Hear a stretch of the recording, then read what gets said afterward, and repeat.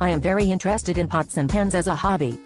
Do you have any literature on pot and pan collecting, so I can read more about this exciting hobby? Also, do you have any starter kits for collecting, or do you have color-coded pot and pan racks that I can use to track my progress? If a pan has very tall sides, what would it be called, and where do double boilers fit into the picture? I would like a catalog, if it is in color. I have a disorder that doesn't allow me to see in black and white. You farted. Are you considering adding other types of containers to the club? I think there is a lot of demand for information about troughs and large tumbler drinking containers. It's refreshing to find others who appreciate the wonders of tubs and pots. Too often people neglect the marvel of containment implements. Unfortunately, we only provide an online venue for tub and pot enthusiasts. We have no printed literature. However, please feel free to ask me any questions, and I'll do my best to answer them in a timely fashion. I'll try to address your concerns individually. Number 1. We have no starter kits, nor do we offer color-coded pot and pan racks. I can point you to my favorite selection of racks, well, actually my second favorite set of racks. The folks at kitchensource.com offer fine products in a plethora of colors and mediums. Number 2, a pan with very tall sides could be called several different things. Some of the more common monikers include safety pan, pot/saucepan, or Larry. Number 3, double boilers are a real gem indeed. You are not alone in your classification confusion. Quite simply, a double boiler is nothing more than a pan-like pot within a pot-like tub. Some will dispute this, but I assure you that the standards were set at the 1997 Tub and Pot Club Convention. Number 4, I sincerely regret our lack of print media, and any genetic mishaps that may plague you and prevent you from seeing the black and white color spectrum. How fortuitous and serendipitous it is that the Tub and Pot Club's web page is in full color. In closing, I'd like to address your concerns about other containers. We are actively attempting to barter for a nice set of plastic mugs. Also, Pete wants some test tubes to play with. Also, I should note that our club is for tubs and pots, not pots and pans. But fear not, we are recognized experts in the pan field as well. I am so embarrassed. I was thinking that the club was the pot and pan club, and it was really the tub and pot club. I apologize for all of my ranting on about pans and such, but I am so interested in stovetop heating containment technology that I lost my head for a moment. My sincerest apology. I have a lead on some plastic glass/mug containers. They are circa 1989, and have colorful children's cartoon characters on them. I will let you know if I can obtain them. Perhaps I could loan them to you for an evaluation period. With a security deposit, of course. There are a crapload of people like yourself who assume that our club is for cooking implements only. That is fine, but we ask that you investigate the miracles of tubs too. Tubs generally don't have lids. As you know, we are looking for a nice set of plastic mugs. Your plastic tumblers might be adequate though. First, a few questions. Were these cup-like devices obtained at a fast food restaurant? Are they used, or have they been in secure storage? Exactly which cartoon characters are depicted on the cups?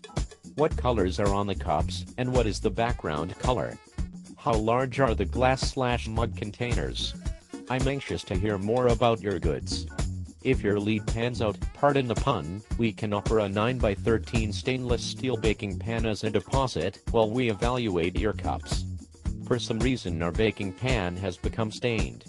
It is relatively new, and has been scoured several times, yet still it is stained. This is a rare find indeed. It is difficult to find a stainless steel pan that stains so readily. What do you think? I am working on my new pot, pan, and tub/plastic/glass/tumbler rack with color-coded hanging protrusions, and I have very little time for correspondence. The lead on the tumbler set looks good. The present owner has been looking for a rack such as the one I am currently working on, and a trade will most likely be done after the patent lawyers are done with the preliminary paperwork. Here are the details. The cups were obtained from an odd lot store in Topeka, Washington in the early 90s by a senator from a small state in the Northeast as a present for his son who was leaving for college. I have very little information on how many hands they have been in since then. The cups have been used extensively, and have various scratches and blemishes to prove the fact. None of them leak. There are 5 of them. The cartoon characters are Smurfs. They are depicted doing various Smurf things like running away from a cat and baking. 2 of them depict Smurfette. The cups all have houses or bluish-green sky/grass backgrounds, except for the one with that evil wizard that shows a big evil-looking castle. The drinking containers, plastic, hold about 16 ounces of your favorite beverage like Coke. I am exploring the possibility of carrier pigeon delivery of cups and/or other containers, and I think I can move your baking pan. My patent lawyer is in need of a pan such as the one you describe, and I was thinking I could trade him for service. He is already getting a percentage of profits from my rack. Wow. How exciting for you. I can't wait until all the red tape is sorted out. It's a shame that things upset the immediate gratification potential of tubs, pots, pans, tumblers, buckets, pails, etc. I have but a few more questions regarding our potential exchange. Are the cups cylindrical, faux conical, or irregular? As I'm not a tumbler expert, I cannot recall what year the more creative plastic cups became a pervasive force in container culture. Which evil wizard is depicted on the castle background cup? Is it Gargamel, or one of the lesser-known evil guest wizards? There is one final holdup preventing us from finalizing this deal. Passenger pigeons are extinct. Good luck on your fabulous new rack. I'm very interested in acquiring such a time-saving device. Fuck. Hang in there, man. I am feeling very unwell. The condition I spoke of about seeing has metastasized into my hearing. I can only hear in black and white, and I can only see in color, and to top it off I can only feel the sensation rough with my touch sense. Also I can only taste things that are sour. This is putting a damper on my rack development, as I depend on my senses to help me with things like stuff you do when working on racks. The cups are conical with about a 2-inch base, and came out during the height of the plastic tumbler sensation, around 1989. The wizard, I am informed, is in fact the aforementioned Gargamel. However, I have no independent confirmation of this information.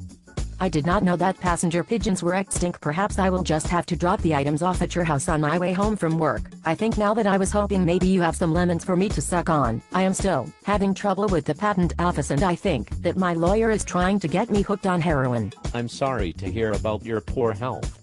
Perhaps there is some fangled virtual reality therapy available for your unfortunate and debilitating conditions? As for the plastic tumblers, it looks like a go. Have your lawyer call my people and we'll take it from there.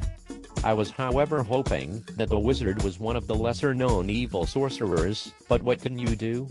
Yes, actually, passenger pigeons left us quite some time ago. The official story goes something like this. Passenger pigeons lived in the eastern United States from Canada to the Gulf of Mexico, breeding in their northern habitats, and wintering in the southern part of their range. They migrated across this range in numbers so huge that their flocks darkened the sky. A writer once described a migrating flock of the pigeons as a column, 8 or 10 miles in length, resembling the windings of a vast and majestic river. In 1808, a single flock in Kentucky was estimated to contain over 2 billion birds. Today, in a stunning example of the human potential for destruction, the passenger pigeon is extinct. During the years of westward expansion, enormous numbers of eastern chestnut and oak trees, the main source of food for the passenger pigeon, were cleared to make way for farms, homesteads, and towns. Moreover, the birds were believed to be a menace to crops, while they seemed to be an inexhaustible supply of food for both people and their pigs. With the extension of the railroad in the 1850s, the pigeons could be easily shipped to city markets, increasing the numbers in which they were hunted. The combination of all these factors wiped out the passenger pigeon. The last one, which lived in the Cincinnati Zoological Garden, died on September 1, 1914. I however suspect a more devious and dark design. Lemons, is that a euphemism of some sort? And who the hell is your legal advisor? My legal advisor had identified himself to me only as Adventure Man. He says it with an exclamation point. I am starting to question his sanity as he routinely does irrational and erratic things, like turning down sex from horny groupies, and bitching about his color Changan bowls. I understand his fetish for kitschy and containment technology, but aren't groupies almost as good as color-changing bowls? This brings me to the new subject I have been thinking of. Are there groupies for tub and part enthusiasts? I have been looking for a couple of groupies to hang out with, and fondle my new tub, that I just got from a guy online. I like the tall smooth sides and the wide bottom. I have spent countless blissful hours feeling, and petting my new tub. Once I forgot to check the mail for like 2 hours after it arrived. Let's just say it's a good thing my new tub is waterproof. My condition has cleared up, and when I asked my doctor if I was normal, he just got a blank look on his face and had sort of a silly grin. I will take that as a good sign. I have to go touch my tub now and check the mail. I think a pan might be on the way. I'm still uncertain as to where you found this lawyer. But as you are in Wyoming, I checked out the Wyoming Bar website. Alas, your superhero of a legal advisor is a charlatan. As far as groupies are concerned, we at Tub and Pot Central feel that only a Tub and Pot groupie would be quote almost as good as a color-changing bowl, end quote. And yes, amazingly enough, there are at least 2 registered Tub and Pot groupies, though they've apparently changed phone numbers recently or something. Who is your doctor? What's all this hoo-ha about mail checking?